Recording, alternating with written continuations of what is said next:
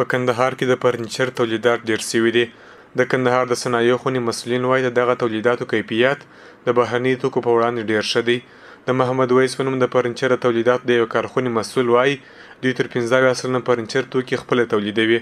د دغه کارخونې یو بل مسؤل محمد قدیر هم وایي دوی په دغه کارخونه کې له 2 څخه تر 2.5 لک امریکایي ډالرو پورې پانګونه کړې او 15 کسانو نارینه او ښځو ته د کار زمینه پکې برابره کړې ده.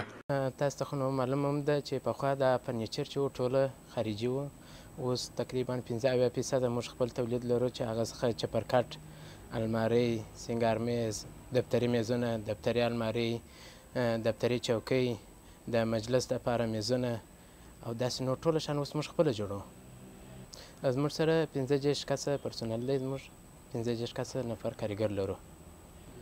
هغه د چپرکټ روجایانې دي، دغه موږ ته ښځینه د خوا څخه جوړیږي. د دغه کارخونې کارکوونکي وایي دوی په دغه ډول کارخونو کې د دې ترڅنګ چې پیسې ګټي د فرنیچر کسبونه هم زده کوي. دوی وایي د کار کیفیت یې ښه دی او باید نور تجاران او پانګوال هم دغسې کارخونې جوړې کړي. وظیفه مهمی است که برش میکنم، خیاطی میکنم، این کوچ چیزا رو جور میکنم. کیفیتش خیلی بالاست. تو کوچ هست که ما از خارج میاریم، از رو که بالا است، یعنی بخیام تو زیادتر مردم خارجی خوش نمیکنه، این وطنی ها رو خوش میکنه.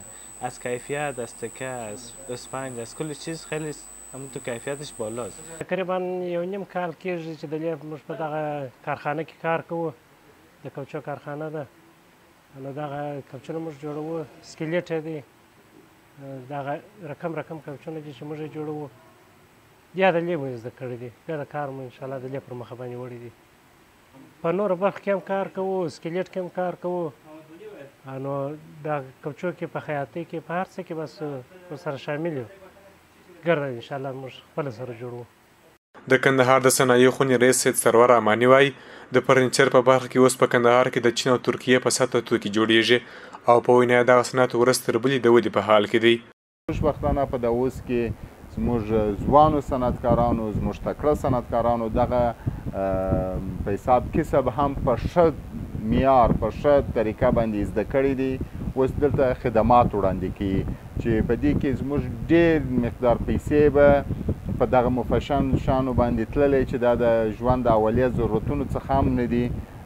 د یو دفتر د ډیکور دپاره به ډېر اعلی درجه فرنیچر په کار لیدله چې په هغه کې کوچونو او مثلا میزونو او دا شان وه. زموږ الحمدلله اوس په ښار کې دننه او دغسې نورې کارخانې لرو چې هغه ترکي په ډېره ښه سطحه فرنیچر خلکو ته جوړوي، په فرمایش، په هر ډیزاین، په هر رنګ باندې. دا مهال په کندهار کې د فرنیچر لسګونه کوچني او لویې کارخونې شته چې په بېلابېلو ډیزاینونو او رنګونو کې د دفتري ښکلا فرنیچر توکي تولیدوي او مسؤلین زیاتوي چې تر 80 سلنه د فرنیچر توکي دلته په کندهار کې جوړیږي.